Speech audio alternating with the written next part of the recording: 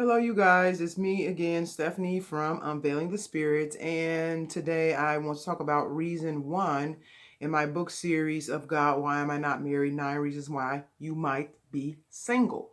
9 reasons you might still be single. So I said in another video before, and I'll just do a short kind of introduction that this book was originally written as one full book, but it was over 300 pages. And so I decided a few years after I first published it to break the books down into a series and make each chapter, because there are 9 chapters, each chapter focuses on a specific reason why you might be single, and make them a series of books instead of one full book.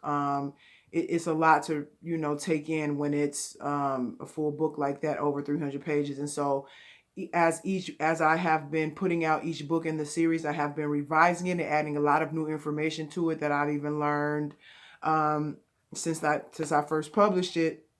And so I actually think the revised books are even better. And so for this particular book, which this video is going to be kind of talking a little bit about reason one, I focus on, again, there are 9 reasons why you might be single, and these books kind of revolve around spiritual issues underneath our surface problems that can be delaying our prayers for a spouse, because God is not going to send us something that we're not prepared for.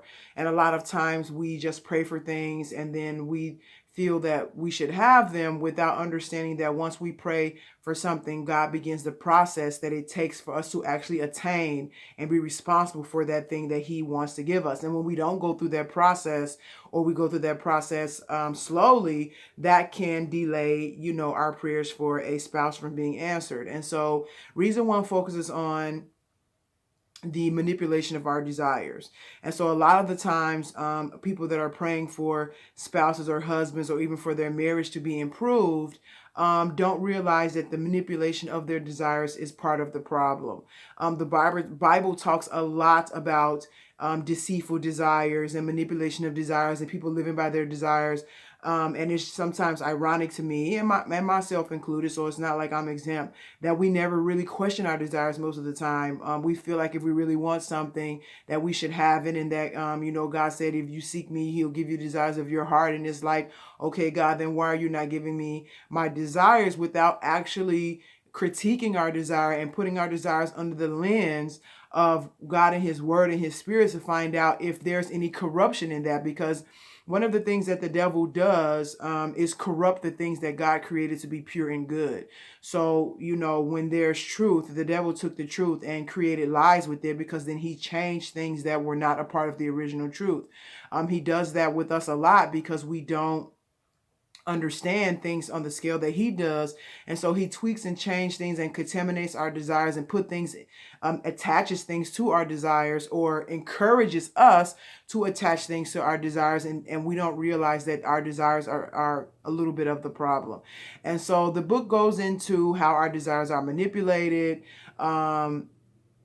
how we can examine our own desires to find out if they are manipulated, where that comes from, why that happens, how to identify it, and then how to push past it. And so book one is really, really interesting. And funny enough, I wrote it last. Like when I first wrote this series, I wrote books 2 through 9 first, and I did book one last. I wasn't exactly sure how to get it going, but once I did, I was glad that I waited last, because it's a very good introduction to the rest of the book. And so that's book one, or reason one. It's titled Unanswered Prayers. And then after reading it, hopefully you have some insight into yourself. Also remember, there are questions in the back of the book that you can answer in a group if you're married, or for yourself if you want to kind of gauge if that reason applies to you, because a lot of the times we don't know what is happening with us spiritually. And the devil uses our ignorance a lot against us. And so sometimes you do need some help kind of exploring your own self and your own psyche and your own emotions and your own desires and issue, to try to figure out if there's something underneath it, because it's not obvious. It can be hidden. Sometimes it's obvious, but sometimes it's not. And so those questions are there to help you. If you need further help than that, you can always sign up for a free coaching session with me. I do offer sessions on a sliding fee scale if that works for those who can't afford the ones outside of the free sessions. But I know that there are times where we need help kind of sorting through our stuff. And so that's reason one. I'll make a video in more depth about reason two. And thanks so much for tuning in. Have a good day. Bye.